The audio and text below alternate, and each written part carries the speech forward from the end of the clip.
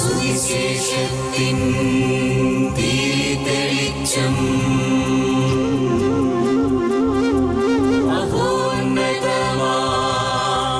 ആത്മാർപ്പണം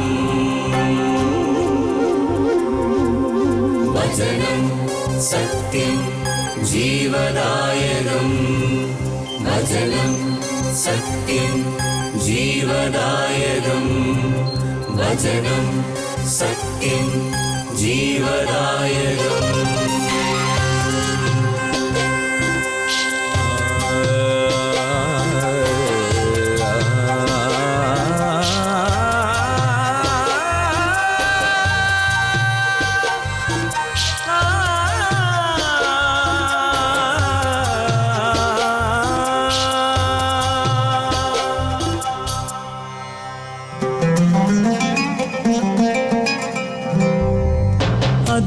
അധ്വാനിപ്പവർത്തൻ സിരകളിലൊഴുകും ജീവൻ പകരും ദിവ്യഭോജനം അധ്വാനിപ്പവർത്തൻ സിരകളിലൊഴുകും ജീവൻ പകരും ദിവ്യഭോജനം അതിരുകൾ ഭേദിക്കും സ്നേഹത്തിൻ രശ്മികൾ ഞങ്ങളെ ഉണർത്തുന്ന പുതിയ പ്രഭാതം അതിരുകൾ ഭേദിക്കും സ്നേഹത്തിൻ രശ്മികൾ ഞങ്ങളെ ഉണർത്തുന്ന പുതിയ പ്രഭാതം മന്ന മന്ന മന്ന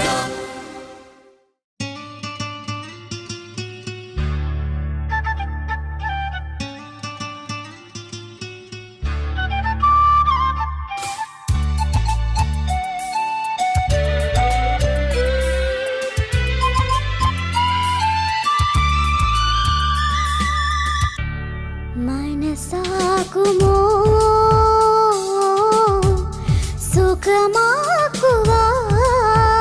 സുഖമാക്കുവാൻ മതിയാവില്ല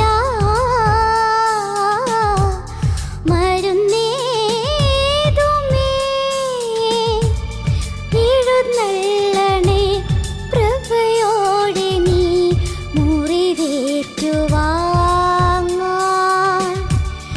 എഴുന്നള്ളണേ പ്രഭയോടെ നീ മുറിവേറ്റുവാങ്ങാൻ മനസ്സാകുമോ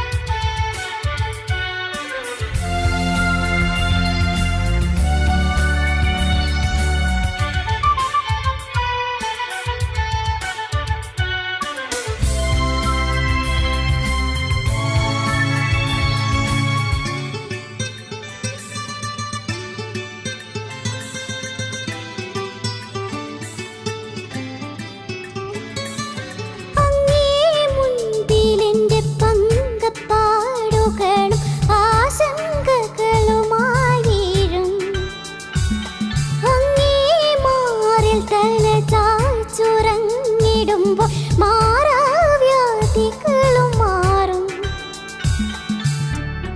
അതിഘോഷവും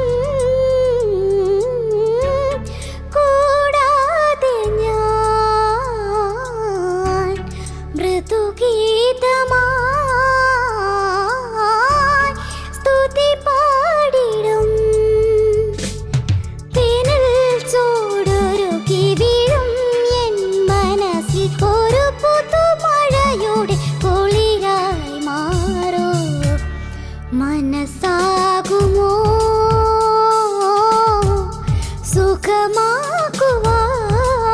സുഖമാക്കുവാൻ മതിയാവില്ല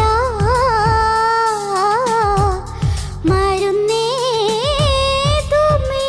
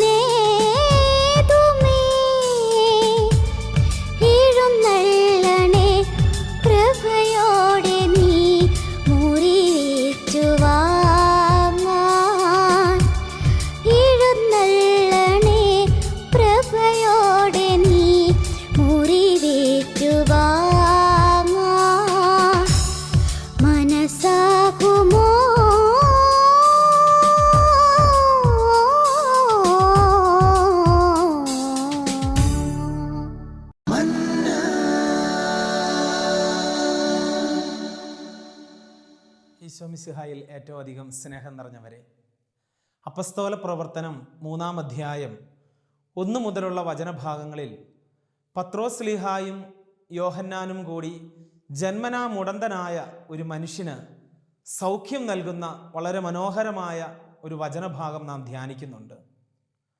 9-ാം മണിക്കൂറിലെ പ്രാർത്ഥനയ്ക്കായി ദേവാലയത്തിലേക്ക് പോകുമ്പോൾ ഈ ദേവാലയത്തിൻ്റെ സുന്ദര കവാടത്തിലേക്ക് ജന്മന മുടന്തനായ ഒരു വ്യക്തിയെ കുറേ ആളുകൾ കൊണ്ടുവന്നിരുത്തുകയും ഭിക്ഷാടനത്തിന് വേണ്ടി അവനെ അവിടെ ഇരുത്തുകയും ചെയ്യുമ്പോൾ പത്രോസ് ശ്ലീഹായും യോഹന്നാനും കൂടി ദേവാലയത്തിലേക്ക് പ്രവേശിക്കാൻ ഒരുങ്ങുകയാണ്.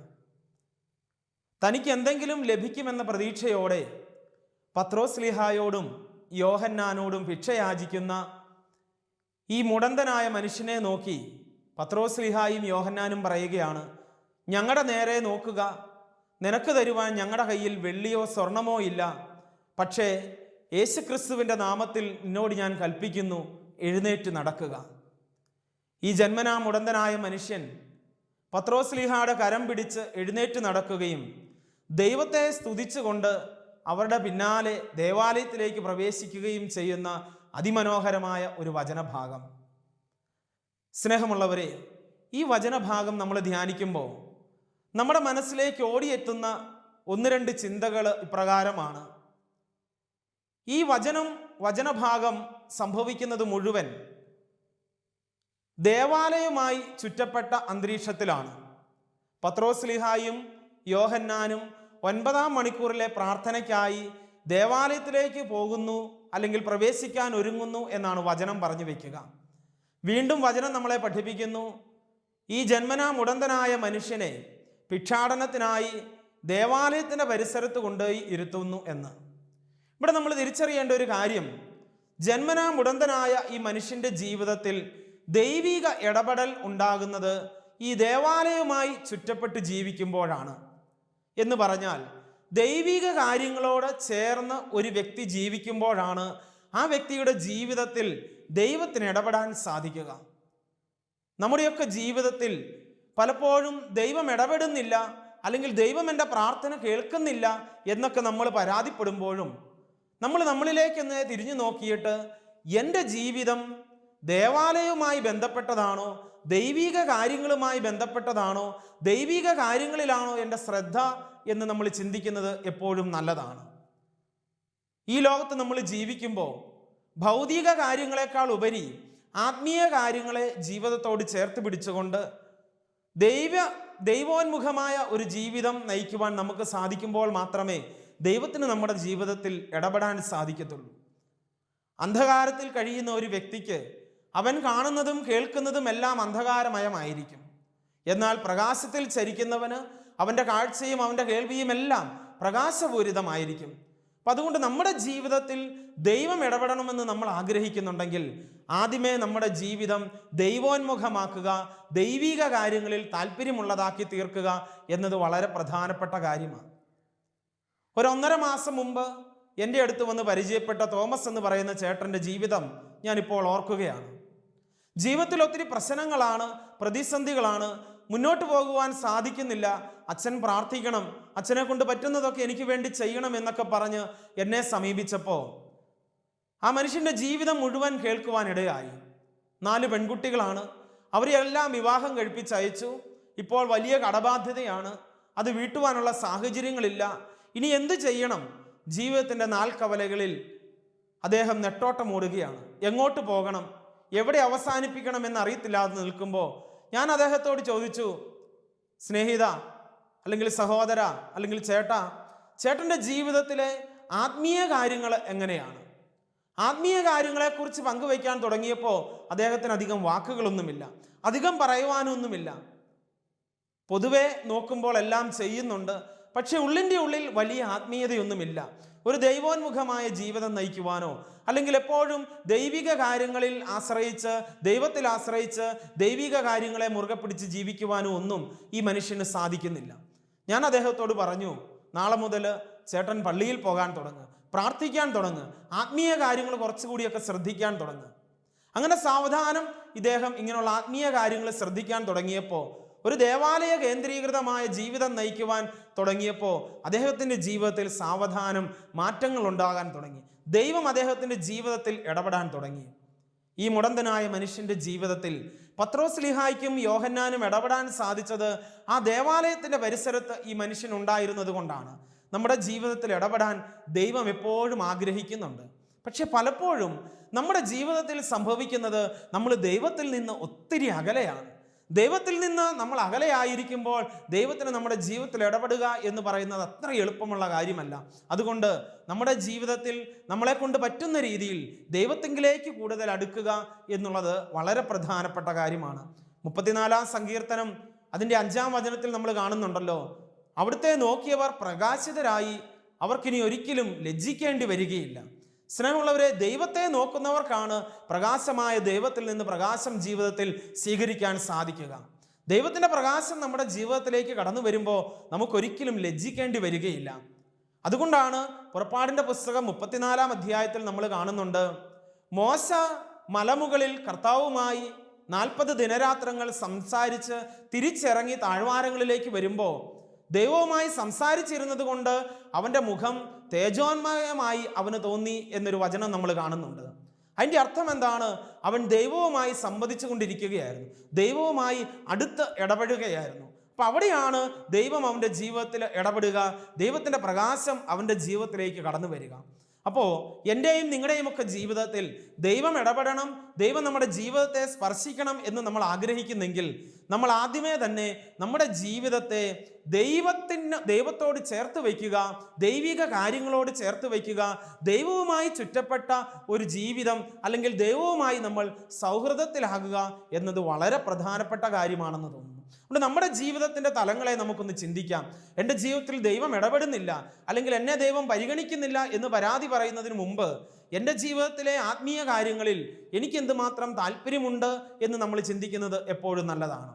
രണ്ടാമതായി നമ്മൾ കാണുന്ന ഒരു കാര്യം, നമ്മുടെ ജീവിതത്തിൽ എപ്പോഴും ദൈവിക കാര്യങ്ങളിൽ ഭൗതിക കാര്യങ്ങളെക്കാൾ ഉപരി ദൈവിക കാര്യങ്ങളിൽ നമ്മൾ ശ്രദ്ധ വയ്ക്കുക. ഈ മുടന്തനായ മനുഷ്യൻ പത്രോസ്ലീഹായും യോഹന്നാനും ദേവാലയത്തിലേക്ക് പ്രവേശിക്കുന്നത് കാണുമ്പോൾ വളരെ ആകാംക്ഷയോടെ തനിക്കെന്തെങ്കിലും കിട്ടുമെന്ന പ്രതീക്ഷയോടെ അവരെ ഉറ്റുനോക്കുന്നതായിട്ട് നമ്മൾ കാണുന്നുണ്ട്. പക്ഷേ പത്രോസ്ലീഹായും യോഹന്നാനും ഈ ഭിക്ഷ ചോദിച്ച മനുഷ്യനെ നോക്കി പറയുകയാണ്, ഞങ്ങളുടെ നേരെ നോക്കുക. അപ്പോൾ ആദ്യമേ തന്നെ ഈ മുടന്തനായ മനുഷ്യൻ പത്രോസ്ലീഹായനെയും യോഹന്നാനെയും നോക്കിയതാണ്. പക്ഷേ അവൻ്റെ ആദ്യത്തെ നോട്ടത്തിൽ എന്തൊക്കെയോ പന്തികേടുകൾ ഉണ്ടായിരുന്നു, അവൻ്റെ ആദ്യത്തെ നോട്ടത്തിൽ എന്തൊക്കെയോ കുറവുകൾ ഉണ്ടായിരുന്നു. അവൻ ലക്ഷ്യം വെച്ചിരുന്നത് ഭൗതികമായ എന്തെങ്കിലും കിട്ടുമെന്നുള്ള ലക്ഷ്യത്തോടെയാണ് അവൻ പത്രോസ്ലീഹാനെയും യോഹന്നാനെയും നോക്കുക.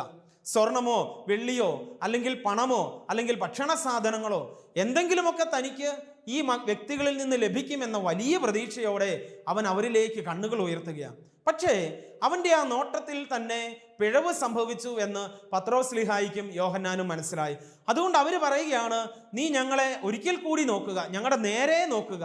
അപ്പോൾ ഈ മനുഷ്യൻ അവരുടെ നേരെ നോക്കുകയാണ്. സ്നേഹമുള്ളവരെ, ഈ മുടന്തനായ മനുഷ്യൻ്റെ രണ്ടാമത്തെ നോട്ടം അത് ഭൗതികമായ നോട്ടമല്ല. അവൻ ഭൗതികതയേക്കാൾ ഉപരി മറ്റെന്തൊക്കെയോ അവരിൽ നിന്ന് പ്രതീക്ഷിച്ചു എന്നത് യാഥാർത്ഥ്യമാണ്. മത്തായിയുടെ സുവിശേഷം 6-ാം അധ്യായം 33-ാം വചനത്തിൽ നമ്മൾ കാണുന്നുണ്ടല്ലോ, നിങ്ങൾ ആദ്യം അവിടുത്തെ രാജ്യവും അവിടുത്തെ നീതിയും അന്വേഷിക്കുക, ബാക്കിയെല്ലാം നിങ്ങൾക്ക് ലഭിക്കുക തന്നെ ചെയ്യും. അപ്പോൾ നമ്മുടെ ജീവിതത്തിൽ ഈ ഭൗതിക കാര്യങ്ങളെ മാത്രം ലക്ഷ്യം വെച്ച് നമ്മൾ ദൈവത്തെ സമീപിക്കുമ്പോൾ അത് ശരിയായ ഒരു സമീപനമല്ല എന്ന് ഈ മുടന്തനായ മനുഷ്യൻ്റെ ജീവിതം നമ്മളെ പഠിപ്പിക്കുന്നുണ്ട്. പത്രോസ്ലീഹായിലേക്കും യോഹന്നാനിലേക്കും രണ്ടാമത് ഈ മുടന്തനായ മനുഷ്യൻ നോക്കുമ്പോൾ അവരുടെ ശൂന്യമായ കരങ്ങളാണ് അവൻ കാണുക. അവരിൽ എന്തോ ഒരു ദൈവികത ദർശിക്കുവാൻ അവർക്ക് സാധിച്ചു. ഈ ഭൗതികമായ തൻ്റെ ആഗ്രഹങ്ങളെക്കാൾ ഉപരി, ഭൗതികമായ തൻ്റെ ആവശ്യത്തെക്കാൾ ഉപരി അവർക്ക് മറ്റെന്തെങ്കിലും എൻ്റെ ജീവിതത്തിൽ ചെയ്യാൻ സാധിക്കും, സമ്മാനിക്കാൻ സാധിക്കും എന്നുള്ള വലിയ പ്രതീക്ഷയോടെ തന്നെയാണ് ഈ മുടന്തനായ മനുഷ്യൻ ഈ സ്ലീഹന്മാരെ നോക്കുക. അങ്ങനെ നോക്കുമ്പോഴാണ് സ്ലീഹന്മാർ അവരുടെ ജീവിതത്തിൽ ഇടപെടുകയും ചെയ്യുക. അപ്പം നമ്മുടെ ജീവിതത്തിൽ നമ്മുടെ പ്രാർത്ഥനകളും നമ്മുടെ ആഗ്രഹങ്ങളും നമ്മുടെ സ്വപ്നങ്ങളും ഒക്കെ പലപ്പോഴും ഭൗതികതയിൽ ഉടക്കി നിൽക്കുന്നു. അതാണോ ദൈവം ആഗ്രഹിക്കുക?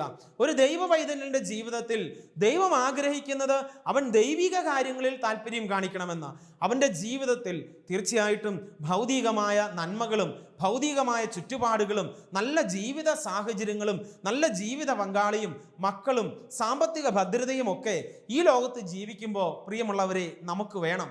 എന്നാൽ അതിനേക്കാൾ ഉപരി നാമൊക്കെ സ്വർഗം ലക്ഷ്യം വെച്ച് ജീവിക്കുന്നവരെന്ന നിലയ്ക്ക് സ്വർഗത്തിൽ എത്തിച്ചേരുവാൻ അല്ലെങ്കിൽ സ്വർഗം പ്രാപിക്കുവാൻ നമ്മളെ സഹായിക്കുന്ന കാര്യങ്ങൾ, അതിലാണ് നമ്മൾ ഈ ലോകത്തായിരിക്കുമ്പോൾ കൂടുതൽ ലക്ഷ്യം വയ്ക്കേണ്ടത് എന്ന് തോന്നുന്നു. പലപ്പോഴും നമ്മുടെ ജീവിതത്തിൽ ഇങ്ങനെയുള്ള ഭൗതികതയിലേക്ക് മാത്രം നമ്മൾ ഒതുങ്ങിക്കൂടുമ്പോൾ ആ ഭൗതികതയ്ക്ക് ചില പോരായ്മകളും കുറവുകളും കടന്നു വരുമ്പോൾ നമ്മൾ അവിടെയൊക്കെ ജീവിതത്തിൽ പരാജയപ്പെടുന്നവരാകുന്നു. നിരാശ കടന്നു വരുന്നു, കുറ്റബോധം കടന്നു വരുന്നു, ഇനി ജീവിക്കേണ്ട എന്നുള്ള ചിന്തകൾ നമ്മളിലേക്ക് കടന്നു വരുന്നു. അപ്പോൾ അതുകൊണ്ട് നമ്മുടെ ദൃഷ്ടി എവിടെ പതിച്ചിരിക്കുന്നു എന്നത് വളരെ പ്രധാനപ്പെട്ട കാര്യമാണ്. ഈശോ നമ്മളെ ഓർമ്മിപ്പിക്കുന്നുണ്ടല്ലോ, നിങ്ങൾ സ്വർഗത്തിൽ നിക്ഷേപം കൂട്ടിവെക്കുന്നവരായി മാറണം. നിങ്ങൾ സ്വർഗത്തിൽ നിക്ഷേപം, ഈ ലോകത്ത് ജീവിക്കുമ്പോൾ തന്നെ സ്വർഗത്തിൽ നിക്ഷേപം കൂട്ടിവെക്കുവാൻ നമുക്ക് സാധിക്കണം. എപ്പോഴാണ് നമുക്ക് സ്വർഗത്തിൽ നിക്ഷേപം കൂട്ടിവെക്കാൻ സാധിക്കുക? ഈ ലോകത്ത് നമ്മൾ ജീവിക്കുമ്പോൾ നമ്മുടെ ജീവിതത്തിൻ്റെ എല്ലാ മേഖലകളിലും ആത്മീയ കാര്യങ്ങളെ ചേർത്ത് പിടിച്ച്, ആത്മീയമായ നേട്ടങ്ങളെ ചേർത്ത് പിടിച്ച് ജീവിക്കാൻ നമ്മൾ പരിശ്രമിക്കുമ്പോഴാണ് എനിക്ക് ആത്മീയമായിട്ട് വളരണം, എനിക്ക് കൂടുതൽ വിശുദ്ധിയിൽ ജീവിക്കണം, എനിക്ക് കൂടുതൽ ബൈബിൾ വായിക്കണം, കൂടുതൽ ജപമാല ചെല്ലണം, ഞാൻ ഇങ്ങനെയൊന്നും ജീവിച്ചാൽ പോരാ എന്നുള്ള ചിന്ത നമ്മളിൽ എത്ര പേർക്കുണ്ട്?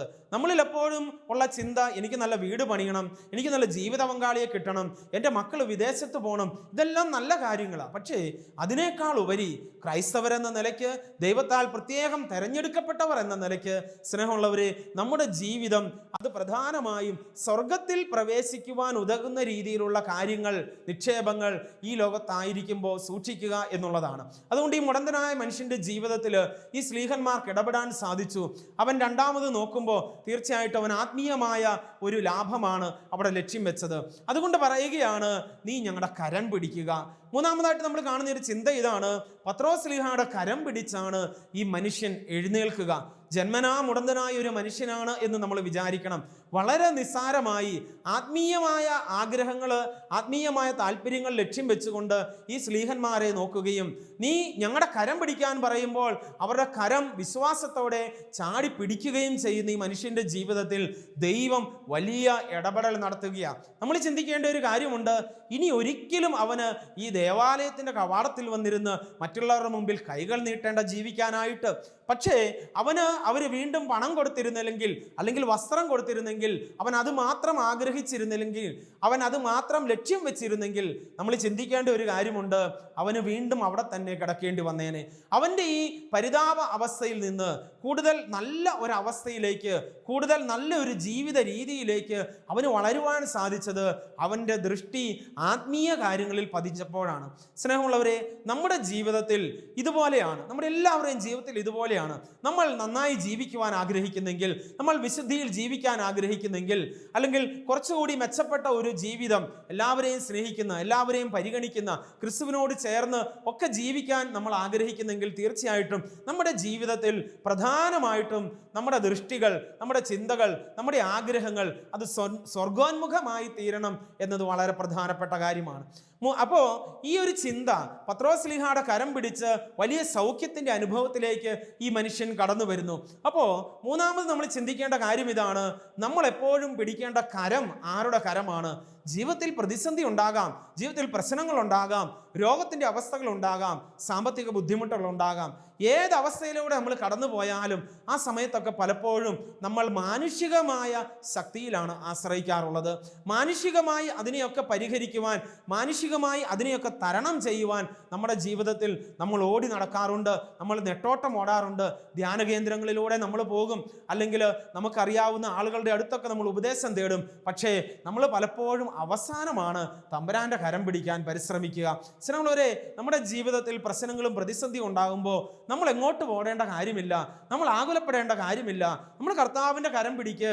നമുക്ക് കരം പിടിക്കുവാനും നമുക്ക് കിടന്നുറങ്ങുവാനും നമുക്ക് കർത്താവിൻ്റെ കരങ്ങളുണ്ട്, കർത്താവിൻ്റെ മടിത്തട്ടുണ്ട്.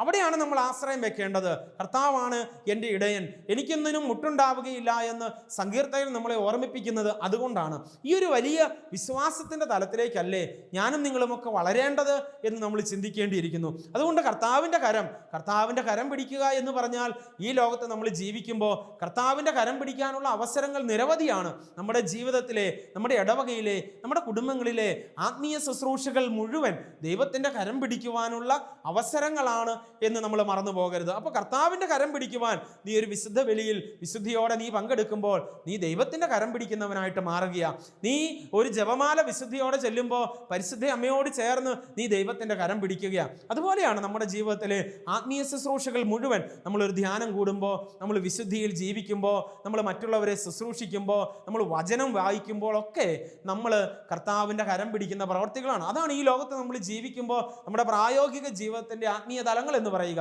അപ്പോൾ ഈ തലങ്ങളെ മുറുകെ പിടിക്കുമ്പോൾ നമ്മൾ കർത്താവിൻ്റെ കരം പിടിക്കുന്നവരായിട്ട് മാറുന്നു. അപ്പോൾ ഇങ്ങനെ ജീവിക്കുന്ന വ്യക്തിക്കാണ് ദേവാലയത്തിലേക്ക് പ്രവേശിച്ച് ദൈവത്തെ മഹത്വപ്പെടുത്തി ദൈവത്തെ സ്തുതിച്ച് തുള്ളിച്ചാടുന്ന മുടന്തനായ മനുഷ്യനെ, സ്നേഹമുള്ളവരെ, നമ്മളിവിടെ കണ്ടുമുട്ടുന്നുണ്ടല്ലോ. അപ്പോൾ നമ്മൾ ചിന്തിക്കേണ്ട ഒരു കാര്യമുണ്ട്. ഇവന് ദേവാലയത്തിൽ പ്രവേശിക്കുവാനും ദൈവത്തെ സ്തുതിക്കുവാനും ദൈവത്തെ മഹത്വപ്പെടുത്തുവാനും ഒക്കെ എപ്പോഴാണ് സാധിച്ചത്? ഞാൻ ആദ്യം നിങ്ങളോട് പങ്കുവെച്ച ഈ 3 കാര്യങ്ങൾ അവൻ്റെ ജീവിതത്തിൽ പ്രാവർത്തികമാക്കുവാൻ അവൻ പരിശ്രമിച്ചപ്പോഴാണ് അവൻ്റെ ജീവിതത്തിൽ വല്ലാത്തൊരു സന്തോഷം, വല്ലാത്തൊരു ആനന്ദം, ആത്മീയമായ ഒരു ഉണർവ് അവന് സമ്പാദിക്കാൻ സാധിച്ചത്. അപ്പോൾ അതുകൊണ്ട് നമ്മുടെ ജീവിതത്തിൽ നമ്മൾ ഈ അപ്പസ്തോല പ്രവർത്തനം 3-ാം അധ്യായത്തിൽ കാണുന്ന പത്രോസ് ശ്ലീഹായും യോഹന്നാനും കൂടി മുടന്തനായ മനുഷ്യന് സൗഖ്യം നൽകുന്ന ഈ വചനഭാഗം നമ്മൾ ധ്യാനിക്കുമ്പോൾ, നമ്മൾ വിചിന്തനം ചെയ്യുമ്പോൾ നമുക്ക് ചിന്തിക്കാം, സ്നേഹമുള്ളവരെ, നമ്മുടെ ജീവിതത്തിൽ നമ്മൾ ഈ മുടന്തനായ മനുഷ്യൻ്റെ ആദ്യത്തെ മനോഭാവത്തിൽ നിന്ന് മാറി നമ്മുടെ ജീവിതത്തിൽ എപ്പോഴും ദേവാലയവുമായി അല്ലെങ്കിൽ ആത്മീയ കാര്യങ്ങളുമായി ബന്ധപ്പെട്ട ഒരു ജീവിതം സ്വന്തമാക്കുവാൻ വേണ്ടി നമ്മൾ പരിശ്രമിക്കുക എന്നുള്ളതാണ് പ്രധാനപ്പെട്ട കാര്യം. ഞാൻ ആദ്യമേ പങ്കുവെച്ചതുപോലെ മുടന്തനായ മനുഷ്യനും അവന് സൗഖ്യം നൽകിയ പത്രോസ് ശ്ലീഹായും യോഹന്നാനും ഒക്കെ ദേവാലയ കേന്ദ്രീകൃത ജീവിതം നയിച്ചവരാണ്. ദേവാലയവുമായി ബന്ധപ്പെട്ടായിരുന്നു ഈ സംഭവങ്ങളെല്ലാം അരങ്ങേറിയത്. അപ്പോൾ ദൈവത്തിന് നമ്മുടെ ജീവിതത്തിൽ ഇടപെടാൻ സാധിക്കണമെങ്കിൽ, പ്രിയമുള്ളവരെ, നമ്മൾ തിരിച്ചറിയണം, ദൈവം എൻ്റെ ജീവിതത്തിൽ ഇടപെടാൻ ആഗ്രഹിക്കുന്നെങ്കിൽ ഞാൻ ആദ്യം ദൈവത്തോട് ചേർന്ന് നിൽക്കണം. ചില സാഹചര്യങ്ങളൊന്നും അതിനനുകൂലമായിരിക്കണമെന്നില്ല. എൻ്റെ ജീവിതത്തിൽ, എൻ്റെ കുടുംബത്തിൽ പ്രശ്നങ്ങൾ കാണും. ചിലപ്പോൾ എന്നും പള്ളിയിൽ പോകാൻ എനിക്ക് സാഹചര്യം ഉണ്ടായിരിക്കണമെന്നില്ല. എങ്കിലും ഹൃദയം കൊണ്ട് ദൈവത്തോട് ചേർന്ന് നിൽക്കുക. നിന്റെ സാഹചര്യം എന്തുമായിക്കൊള്ളട്ടെ, നിന്റെ ഹൃദയത്തിൻ്റെ നന്മ, നിന്റെ ഹൃദയത്തിൻ്റെ വിശുദ്ധി തിരിച്ചറിയുന്നവനാണ് ക്രൂശിതനായ ക്രിസ്തു. അപ്പോൾ അതുകൊണ്ട് ക്രിസ്തുവിനോട് ചേർന്ന് നിൽക്കുക, ദൈവത്തോട് ചേർന്ന് നിൽക്കുക. അതാണ് കർത്താവ് നമ്മിൽ നിന്ന് ആഗ്രഹിക്കുക. അപ്പോൾ മാത്രമേ ദൈവത്തിന് നമ്മുടെ ജീവിതത്തിൽ ഇടപെടാൻ സാധിക്കത്തുള്ളൂ. അതുകൊണ്ട് ഇനിമേലിൽ നമുക്ക് പരാതികൾ ഉപേക്ഷിക്കാം. ആദ്യം എൻ്റെ ജീവിതത്തിൽ ഞാൻ ദൈവത്തോട് ചേർന്ന് നിൽക്കണം, ക്രിസ്തുവിനോട് ചേർന്ന് നിൽക്കണം. തായ്തണ്ടിനോട് ചേർന്ന് നിൽക്കുമ്പോൾ ഫലങ്ങൾ പുറപ്പെടുവിക്കുവാൻ ചെടിക്ക് സാധിക്കുന്നത് പോലെ തന്നെ നമ്മുടെ ജീവിതത്തിൽ ക്രിസ്തുവാകുന്ന തായ്തണ്ടിനോട് നമ്മൾ ചേർന്ന് നിൽക്കുമ്പോൾ അവൻ ജീവിതത്തിൽ സമ്മാനിച്ചിരിക്കുന്ന, ഈ ലോകത്ത് നമ്മൾ ജീവിക്കുമ്പോൾ നമുക്ക് സമ്മാനിച്ചിരിക്കുന്ന നമ്മുടെ ജീവിതത്തിൻ്റെ ചുറ്റുപാടുകളിൽ നമുക്കുള്ള ആത്മീയ കാര്യങ്ങളോട് ചേർന്ന് നിൽക്കുമ്പോൾ ദൈവം നമ്മുടെ ജീവിതത്തിൽ സാവധാനം ഇടപെടാൻ തുടങ്ങും. അപ്പോൾ ഈ ഒരു പാഠം നമ്മുടെ ജീവിതത്തിൽ സ്വന്തമാക്കാം. രണ്ടാമതായിട്ട്, സ്നേഹമുള്ളവരെ, നമ്മുടെ ജീവിതത്തിൽ നമ്മൾ കണ്ടതുപോലെ, ഈ മുടന്തനായ മനുഷ്യൻ്റെ ജീവിതത്തിൽ കണ്ടതുപോലെ അവൻ്റെ ദൃഷ്ടി ആദ്യം ഭൗതികതയിലായിരുന്നു. സ്വർണത്തിൽ, വെള്ളിയിൽ, പണത്തിൽ, ഭക്ഷണത്തിൽ, വസ്ത്രത്തിൽ, ഇവയിലൊക്കെ ആയിരുന്നു അവൻ്റെ ലക്ഷ്യം. ഇനി മുതൽ നമ്മുടെ ലക്ഷ്യം അതാകാതിരിക്കട്ടെ. അവൻ പത്രോസ് ശ്ലീഹായിലേക്ക് തുറിച്ചു നോക്കിയപ്പോൾ മറ്റെന്തൊക്കെയോ അവനിൽ കണ്ടു. ക്രിസ്തുവിൻ്റെ സാന്നിധ്യം അവരുടെ പ്രവൃത്തിയിലും അവരുടെ സംസാരത്തിലും ഇടപെടലിലും ഒക്കെ, പ്രാർത്ഥനയിലുമൊക്കെ ദൈവമുണ്ട്, അല്ലെങ്കിൽ ദൈവിക സാന്നിധ്യമുണ്ട് എന്ന് ഈ മനുഷ്യന് തിരിച്ചറിയാൻ സാധിച്ചു. അതുകൊണ്ട് നമ്മൾ തിരിച്ചറിയണം നമ്മുടെ ദൃഷ്ടി എവിടെയാണ്. അത് വളരെ പ്രധാനപ്പെട്ട കാര്യമാണ്. അപ്പോൾ നമുക്ക് ഈ ലോകത്ത് ജീവിക്കുമ്പോൾ ഈ ഭൗതികതയിൽ നിന്നുള്ള ലക്ഷ്യം അല്ലെങ്കിൽ ഭൗതികതയിലോടുള്ള താല്പര്യം മാറ്റിവെച്ചിട്ട് നമുക്ക് ആത്മീയ കാര്യങ്ങളിൽ കൂടുതൽ ദൃഷ്ടി ഉറപ്പിക്കാം. അതാണ് ദൈവം നമ്മുടെ ജീവിതത്തിൽ നിന്ന് ആഗ്രഹിക്കുക. എന്നിട്ട് നമുക്ക് കർത്താവിൻ്റെ കരങ്ങൾ പിടിക്കാം. അങ്ങനെ കരങ്ങൾ പിടിക്കുമ്പോൾ പ്രവേശിക്കുമ്പോഴാണ് നമ്മുടെ ജീവിതത്തിൽ കൂടുതൽ സന്തോഷവും കൂടുതൽ ആത്മീയമായ ഉണർവും ഒക്കെ ലഭിക്കുക. നമ്മൾ ചിന്തിക്കണം, ഈ മനുഷ്യന്റെ ജീവിതത്തിൽ സമൂലമായ ഒരു മാറ്റം സംഭവിച്ചത് കൊണ്ടാണ് അവന് ദേവാലയത്തിൽ പ്രവേശിക്കുവാനും ദൈവത്തെ മഹത്വപ്പെടുത്തുവാനും സാധിച്ചത്. ഈ ലഭിച്ച നന്മകളൊക്കെ അവൻ വെറും ഭൗതിക തലത്തിൽ നിന്നുകൊണ്ട് കണ്ടിരുന്നെങ്കിൽ നമ്മൾ തിരിച്ചറിയണം, അവൻ ഒരിക്കലും ദേവാലയത്തിൽ പ്രവേശിക്കാൻ സാധിക്കത്തില്ല. ഒരു ജന്മം മുഴുവൻ മുടന്തനായി നടക്കാൻ സാധിക്കാതിരുന്ന മനുഷ്യൻ ഒരു സുപ്രഭാതത്തിൽ പെട്ടെന്ന് ഓടി നടക്കുമ്പോൾ തീർച്ചയായിട്ടും അവൻ തൻ്റെ പ്രിയപ്പെട്ടവരുടെ ഇടയിലേക്കും തന്നെ ഇതുവരെ കണ്ടുകൊണ്ടിരുന്നവരുടെ ഇടയിലേക്കുമൊക്കെ ഓടി നടക്കുന്നതിന് പകരം അവൻ ഓടി ദേവാലയത്തിലേക്കാണ് കയറുക.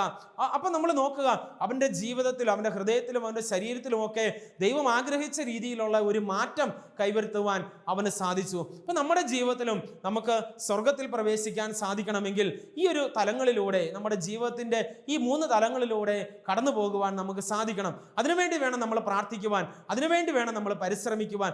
ദൈവം അത് ഈ ലോകത്തായിരിക്കുമ്പോൾ നമ്മളോട് ഓരോരുത്തരുടെയും ജീവിതത്തിൽ നിന്ന് ആഗ്രഹിക്കുന്നുണ്ട്. അതുകൊണ്ട് സ്നേഹമുള്ളവരെ, നമ്മുടെ ജീവിതങ്ങൾ കൂടുതൽ ദൈവോന്മുഖമാകട്ടെ, നമ്മുടെ ദൃഷ്ടികൾ കൂടുതൽ ആത്മീയ കാര്യങ്ങളിൽ പതിക്കട്ടെ, നമ്മുടെ കരങ്ങൾ കർത്താവിൻ്റെ കരങ്ങൾ പിടിക്കുന്ന കരങ്ങളാകട്ടെ. അതിനുവേണ്ടി നമുക്ക് പരിശ്രമിക്കാം, അതിനുവേണ്ടി നമുക്ക് പ്രാർത്ഥിക്കാം. ഒരു നിമിഷം നമുക്ക് കണ്ണുകൾ അടച്ച് പ്രാർത്ഥിക്കാം. കർത്താവായ ദൈവമേ, ഞങ്ങളുടെ ജീവിതത്തെ അങ്ങേ കരങ്ങളിലേക്ക് ഞങ്ങൾ സമർപ്പിക്കുന്നു. ഇന്ന് വരെ ഞങ്ങൾ ജീവിച്ചതും ഇന്ന് വരെ ഞങ്ങൾ പ്രാർത്ഥിച്ചതുമെല്ലാം തെറ്റായിപ്പോയി എന്ന് ഞങ്ങൾ തിരിച്ചറിയുന്നു. ഞങ്ങളുടെ ജീവിതത്തിൽ ദൈവോന്മുഖമായി എപ്പോഴും ജീവിക്കുവാൻ, ആത്മീയ കാര്യങ്ങൾക്ക് പ്രാധാന്യം കൊടുത്ത് ജീവിക്കുവാൻ, ദൈവത്തിൻ്റെ കരം പിടിച്ച് ജീവിക്കുവാൻ ഞങ്ങളെ നീ പ്രാപ്തരാക്കണമേ, അനുഗ്രഹിക്കണമേ. നിന്റെ പരിശുദ്ധാത്മാവിൻ്റെ അഭിഷേകം ഞങ്ങളുടെ ജീവിതത്തിലേക്ക് നൽകണമേ. ആമേൻ. കുരിശ് രക്ഷയുടെ അടയാളമാണ്. സ്നേഹത്തിൻ്റെയും പങ്കുവെക്കലിൻ്റെയും മഹത്തായ അനുഭവം. ആ വലിയ രക്ഷയുടെ സാന്നിധ്യം നമ്മുടെ ജീവിതത്തെ സമ്പൂർണ്ണമാക്കട്ടെ. ഏവർക്കും ക്രിസ്തു സ്നേഹവും സമാധാനവും നേരുന്നു. പ്രാർത്ഥനയിൽ നമുക്ക് പരസ്പരം ഓർമ്മിക്കാം. നിങ്ങളുടെ അഭിപ്രായങ്ങളും നിർദ്ദേശങ്ങളും ഞങ്ങളെ അറിയിക്കാൻ മറക്കരുത്. eldroyvision.uae@gmail.com. ഞങ്ങളെ ഉണർത്തുന്ന പുതിയ പ്രഭാതം, അതിരുകൾ ഭേദിക്കും സ്നേഹത്തിൻ്റെ രശ്മികൾ. ഞങ്ങളെ ഉണർത്തുന്ന പുതിയ പ്രഭാതം.